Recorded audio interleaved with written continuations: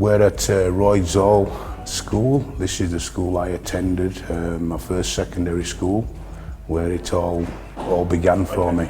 I wanted to be a sports player. I was playing sports. I used to play football, rugby, athletics, you know, all the things that young lads used to want to do, really, basically. It's like a blast from the past. The only difference is, you know, I won't be visiting the headmaster's office. But my memories are, actually, I always remember my first day coming here, and they used to have a tradition. They used to throw all the new kids over the privet bush, and they never caught me. So that was one of the memories. I was too quick for them, so I never got thrown over the privet bush, but I had the pleasure of putting plenty of people over myself. Yes, sport's always been a big part of my life. I just like to play sports. Well, I did then. I liked a lot of football, I liked rugby, and I liked certain aspects of athletics. At that time, I don't think I was thinking that I would have made it. I always knew I was decent at sports, and at that time, I think every young kid used to believe that he'd make a professional footballer or whatever he actually was, whichever sport he was actually doing. What got me into rugby was I liked sports. I could run quick, you know, that was always a good thing to, you know, with any sports, you know, if you could play football, rugby, you could run. And I think I had a bit of a lucky break being able to be quickish. I think the actual people who got me into rugby, it was more like school teachers, you know, when I was at school. They actually made us do certain sports, and we had an option of football, rugby, so and at a certain time we actually changed over, so the select that were doing football would have to move and do rugby, and those that did rugby would have to do football, and I just enjoyed both of them. The things that kept me motivated was because I knew I was a little bit better than most. So once you've got that edge that you know you're not the worst player and you know you're in the top bracket, I think that motivates you then to go on to become the best. Things I'd like to say about my motivation basically is, you know, it comes from within. You know, you've got to motivate yourself sometimes. If you don't do those things, you know, you're fighting a losing battle. So the more you motivate yourself and look out for the aspect of the things you're doing, the better you'll become and the more you'll achieve. The memories of Royds Hall, yes, I had good times. I'd had a lot of good times. I can't really say there were bad times because whatever it was at the time, you know, I was probably up to something or whatever, you know, the boys do in those days. When I first came here, Bradford, I remember I signed here in 1978 as a young 17-year-old, 77, 78 as a young 17-year-old. The future looked good for me because I came to Bradford Northern and I signed to them being selected, and I'd already played for England schoolboys, so I'd already had a bit of a pedigree.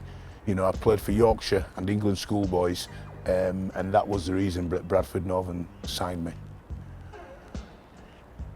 What pushed me away from Bradford, I think what it was the first club. It was the first club that I'd played for. I got a bit of an injury, and as that injury progressed, I wasn't happy with the way that I was being dealt with, you know, regarding the injury. So I decided myself it was time to move on, and that's just what I did. Because I wasn't getting the chance what I deserved. I scored 2 curtain raisers in the games as I'd first signed, and I scored 6 tries in 2 games. I made my debut at Bradford, and I remember playing against a Great Britain international winger, John Atkinson, and he was a current Great Britain player. And I remember Peter Fox, who was a coach at the time, saying, "We'll let you play this one, young'un," because he used to call me young'un. And I'm saying, well, I'm ready. And then it was told me, that's the Great Britain winger, current. I thought, yeah, there's going to be a new one. Straight away I turned around to him and said, there's going to be a new one. Today's my day. He's not better than me. I walked out on that pitch. I must have grown about 10 foot tall, and I came off that pitch. I wiped the floor with John Atkinson, left, right, and every which way but loose. The amount of injuries that I have had while I've played, you know, I've broken collarbone 2-3 times, you know, dislocated my shoulder, broke my arm twice, I broke my ankle twice, broke my leg. I've had 7 operations on my knees, you know, pulled muscles, hamstrings. I think I've had a fair share, cracked ribs. You know, I've had a lot of injuries, and they have taken the toll over the years as well. Regrets. I honestly believe the only regrets that I could have towards the game of rugby league would be the injuries that I had, and I regret that the treatment and the quality of surgeons was not available during my time.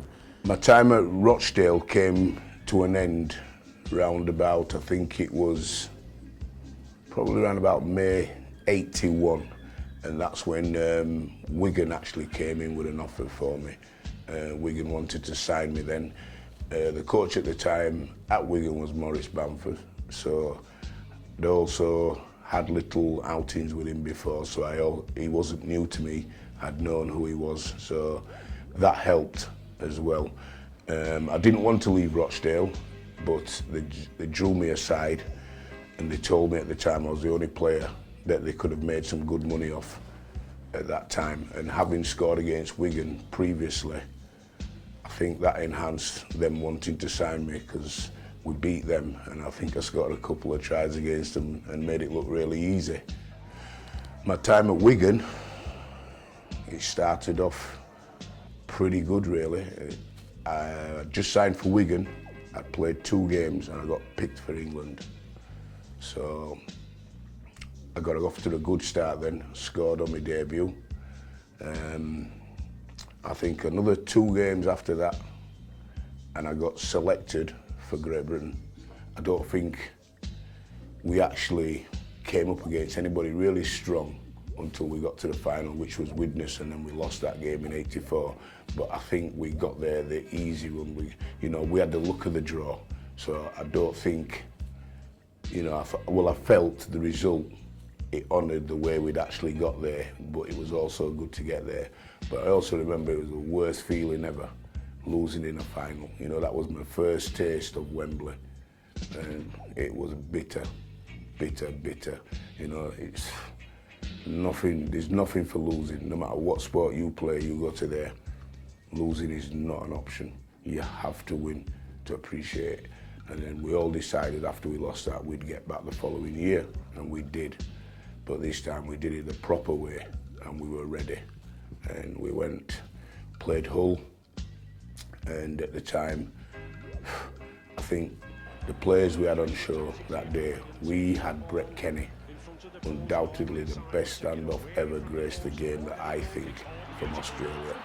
And Hull had Peter Sterling, the Australian test scrum half.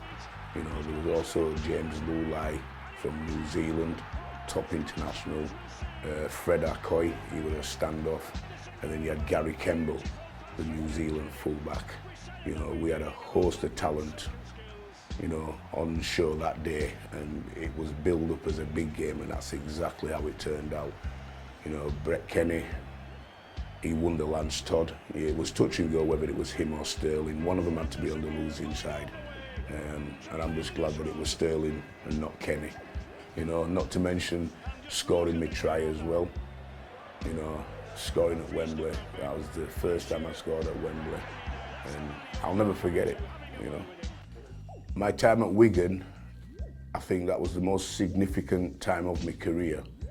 And I think that got me all the major achievements, because once you're playing with a top side, you know, as a player, you've always got a good chance of being included in the test side if you're playing well, and especially if your team's playing well. Well, Wigan was, and I don't think had I gone to Wigan at that time, I would have made it onto the international scene. But as Wigan, like I said, we got there, we've won in the cups and we were always a good side then, and I think that enhanced my reputation as well because I was playing in a team, a good team, and I was scoring a lot of tries. Andy Gregory, a little chip kick. They've rehearsed this many times at training. The runners come.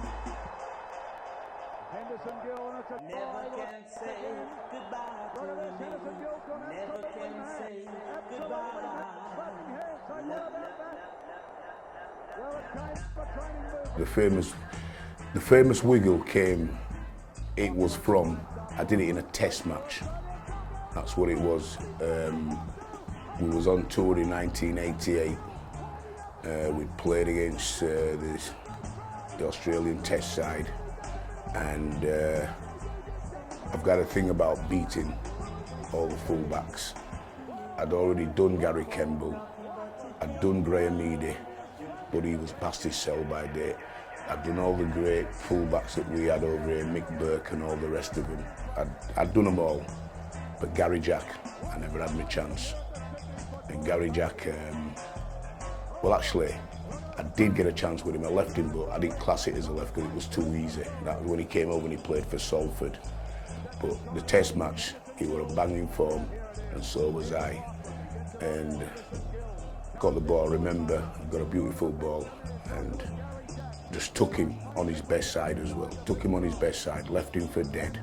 And I thought, hey, it's my time. And I just did the little wiggle, just let him know that you were the last, and you were the last of all the best, and I've done every one of you. Well, representing Great Britain, I think that's the highest in any player's esteem. Once he gets where he wants to represent his country. I got that, and I enjoyed it. I scored a few tries, kicked some goals for them, and had a good time travelling around as well, because hence you go all over. You know, you got France, and you're all over the place, and then you got Australasia. You know, there's New Zealand, everywhere. You know, you get across.